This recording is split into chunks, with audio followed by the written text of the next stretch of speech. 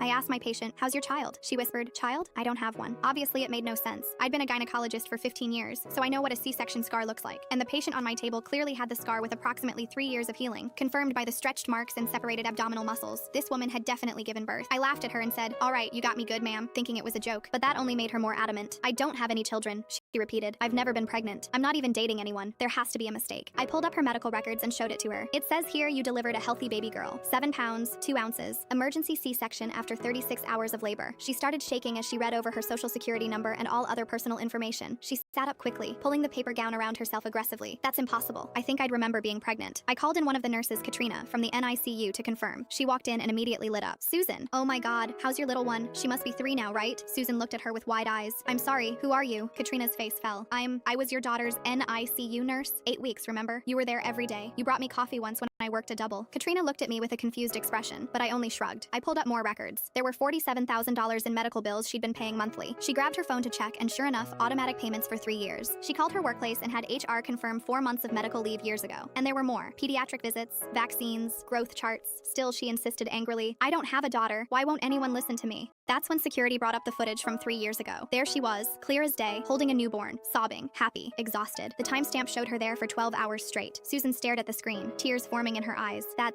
looks like me, but it can't be." "That's you," Katrina said softly. "So what happened, Susan? Where's your daughter?" She shook her head. "Please, I'm telling you. I have no idea who you're talking about or how this could all have happened." We gave her a bit of space to think. In the meantime, Katrina and I spoke with other colleagues about the situation and ended up calling the child's father, but even he was lost. "Our kid? Susan wouldn't even let me near them for years, and now you're saying all these crazy things. Look, I'm out of town on business, so I can't drop by and help. But last thing I heard from Susan, she's been meeting with a doctor, trying to set things right or whatever. She even asked me for a loan. I asked him for the name of the doctor, but he didn't know. Just said Susan had been seeing someone for a situation and needed $15,000 in cash." After we ended the call, another voicemail came through from a blocked number. "Dr. Green, this is Dr. Reed. I know you're worried about my patient Susan. Don't. And whatever you do, please, don't make her remember. I have her child." My hands were shaking. I looked at Susan's discharge papers and stood there at a complete loss. Was this a case of kidnapping, or did she genuinely forget everything? And why would Dr. Reed, a colleague of mine who had gotten fired 3 years ago, have Susan's child? The only thing I could do now was figure out how to find Dr. Reed first. So I went searching, and things only got more alarming from there.